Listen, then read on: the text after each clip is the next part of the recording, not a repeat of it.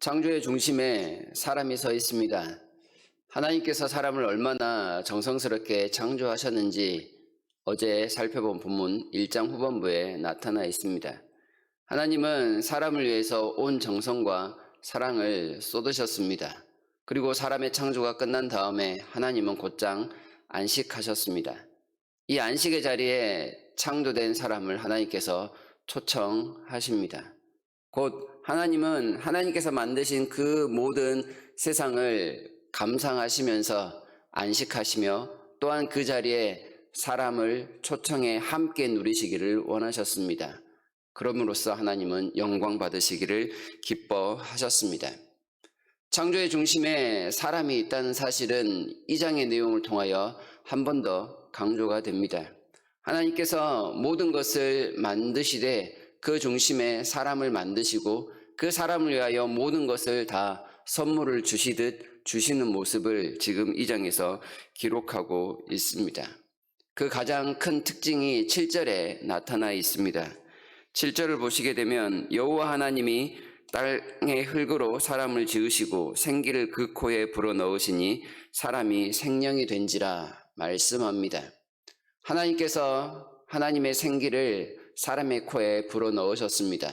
그러자 사람이 생명, 곧 살아있는 존재가 되었다 말씀을 하고 있습니다. 사람의 호흡은 하나님께로부터 왔다는 의미입니다. 그리고 사람은 다른 동물들과는 달리 특별한 존재, 하나님의 호흡을 이어받아 그 하나님의 생명으로 하루하루를 살아가는 존재입니다. 그리하여 사람은 동물과 차별이 됩니다. 하나님께만 연결된 존재요, 하나님과 함께 더불어 호흡할 수 있는 존재가 되었다라는 뜻입니다.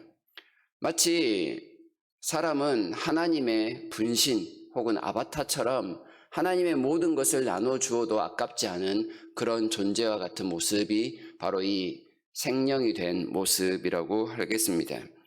하나님께서 이 생기를 주셔서 사람으로 하여금 산 존재, 생명이 되게 하신 것은 그저 호흡만을 하게 하시는 모습은 아닙니다. 호흡을 통하여 하나님의 모든 것을 전수받았습니다. 하나님의 생각, 하나님의 성품, 하나님의 행동, 하나님의 그 모든 것을 다 공유할 수 있는 상태가 되었다라는 말입니다. 그리하여 사람은 이 모든 능력을 가지고 세상을 다스립니다. 모든 피조물은 사람을 왕처럼 여기게 되고 또한 하나님처럼 여기게 됩니다. 사람은 세상에서 비교 불가능한 하나님의 대리자입니다. 이 사람을 향해서 하나님께서 에덴의 동산을 만드셨다, 에덴 동산을 만드셨다라고 말씀합니다. 이 에덴 동산은 사람이 거처하는 곳이며 사람이 안식할 수 있는 것이며 동시에 하나님을 만나는 성소와 같은 곳입니다.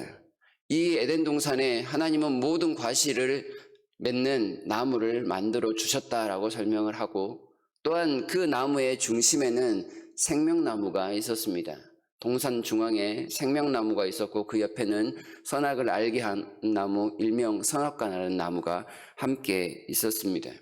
사람에게 주신 그 모든 나무의 중심에는 이 생명나무가 있습니다.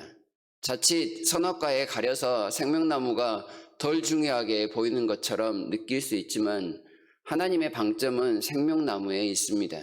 그 단적인 예로 사람이 에덴 동산에서 쫓겨났을 때 그 대표적인 이유가 바로 이 생명나무의 접근을 차단하기 위함이었습니다.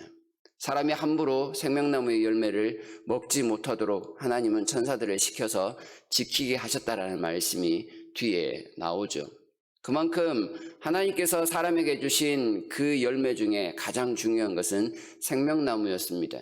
하나님의 말을 하고 하나님의 성품을 가지고 하나님의 생각을 가지고 살아가는 사람이 이 생명나무의 열매를 먹으며 생명을 유지할 수 있게 하시는 것, 그것이 하나님의 뜻이었다 해도 과언이 아닙니다. 사람이 하나님과 동일하게 거의 비슷하게 살아갑니다. 모든 피조물은 사람을 향해서 하나님이라고 말할 정도입니다. 그런 사람과 하나님 사이에 차이가 없어 보입니다. 하나님은 창조주요 사람은 피조물인데 거의 차이가 없는 이 모습을 하나님께서 방지하시려고 만드신 것이 바로 이 선악과입니다. 선악과는 하나님과 사람 사이의 유일한 차이로 등장합니다. 선악과를 통해서 하나님은 분명히 말씀하십니다. 생명나무의 열매를 먹으러 올 때 그 옆에 있는 선악과를 보면서 하나님의 뜻이 이것이구나라는 것을 계속해서 묵상하도록 만드셨다라는 말씀입니다. 선악과는 하나님과 사람 사이에 나타나는 유일한 차이, 모든 것을 다 주셨지만 딱 한 가지 제한을 주심으로써 하나님은 사람에게 이렇게 말씀을 하십니다. 너는 나의 가장 아름다운 피조물이라고 말입니다. 그 말은 사람은 반드시 하나님의 명령을 들어야 한다라는 뜻이 됩니다. 아무리 사람이 세상에서 높아진 존재라 할지라도 사람은 하나님 아래에 있는 존재, 반드시 하나님의 명령을 따르면서 그에게 순복해야 하는 존재임을 나타냅니다. 동시에 선악과는 하나님과 사람 사이의 관계가 언약의 관계임을 의미합니다. 그 선악과를 온전히 따먹지 않고 지킬 때 사람이 누릴 수 있는 그 모든 것을 마음껏 누릴 수 있습니다. 생명나무를 포함해서 하나님께서 주신 그 모든 일들을 마음껏 누릴 수 있는 유일한 한 가지는 선악과를 먹지 않는 데서부터 비롯되는 것입니다. 하나님의 언약을 지키지 아니하고 자기 마음껏 모든 자유를 누린다라는 것은 방종인 것이지요. 하나님은 그것을 원하지 않으셨습니다. 또한 이 언약 관계를 통해서 사람에게 자발적인 순종을 요구하십니다.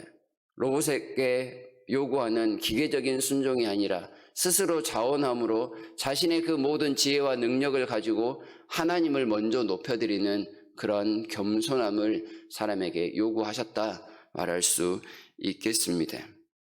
그래서 선악과의 열매를 먹었을 때 죽을 것이라는 경고의 메시지가 나타납니다. 하나님 안에 누릴 수 있는 모든 것은 그 언약을 지켰을 때만 누릴 수 있다라는 뜻이지요. 그것을 파기했을 때 그 모든 것은 함께 날아가 버리는 책임을 사람이 져야 합니다. 이 2장의 말씀을 통해서 하나님은 우리에게 분명히 말씀하십니다. 사람이란 이렇게 놀랍고도 위대한 존재였다라고 말입니다. 지금 우리의 모습에서 이렇게 아름답고 훌륭했던 모습이 많이 사라지고 없는 것이 사실이지만 하나님은 다시금 잃어버린 우리의 이러한 원래 사람의 모습을 회복시키려고 하십니다. 그리고 분명히 회복하실 것입니다. 우리의 힘과 능력으로는 안 되기에 예수님을 보내셔서 그 온전하신 사람의 모습을 나타내고자 하십니다. 그리고 천국에서 이 모든 일들은 분명히 회복될 모습입니다. 우리의 현재의 모습이 조금은 별 볼 일 없이 보일 수 있습니다. 그러나 그것은 지극히 우리 개인적인 생각일 뿐입니다.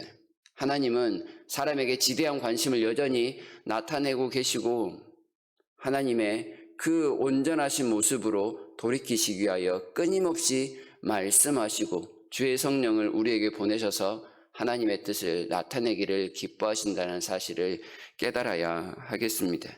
우리의 마음속에는 여전히 하나님을 함께 두고 살아갈 수 있는 능력이 있습니다. 이 에덴의 사람처럼 하나님을 끊임없이 계속 만나 교제할 수 있는 그 능력은 상실되었을지라도 우리는 여전히 하나님과 함께 할 수 있는 특권을 누리고 있다는 사실을 한 번 더 기억해야 합니다. 우리의 말과 우리의 행동과 우리의 모든 사상이 하나님과 함께 될 때 우리의 보다 완전한 모습으로 성숙해 간다는 사실을 기억하면서 하나님 앞에 이런 사람이 되기를 간구하는 모습이 필요하겠습니다. 하나님께서 우리를 매우 소중하게 여기신다는 사실에 한 번 더 감사하시면서 늘 오늘 하루도 성령으로 충만하게 하나님 보시기에 부족함이 없는 삶을 살아가겠습니다라고 결단하며 도움을 구하는 하루가 되었으면 좋겠습니다. 그리하여 사람들이 세상에 하나님을 모르는 사람들이 하나님을 믿는 우리들을 보았을 때 마치 하나님과 같다 그런 인상을 풍길 수 있도록 최선을 다하는 복된 하루를 살아가기를 진심으로 바랍니다.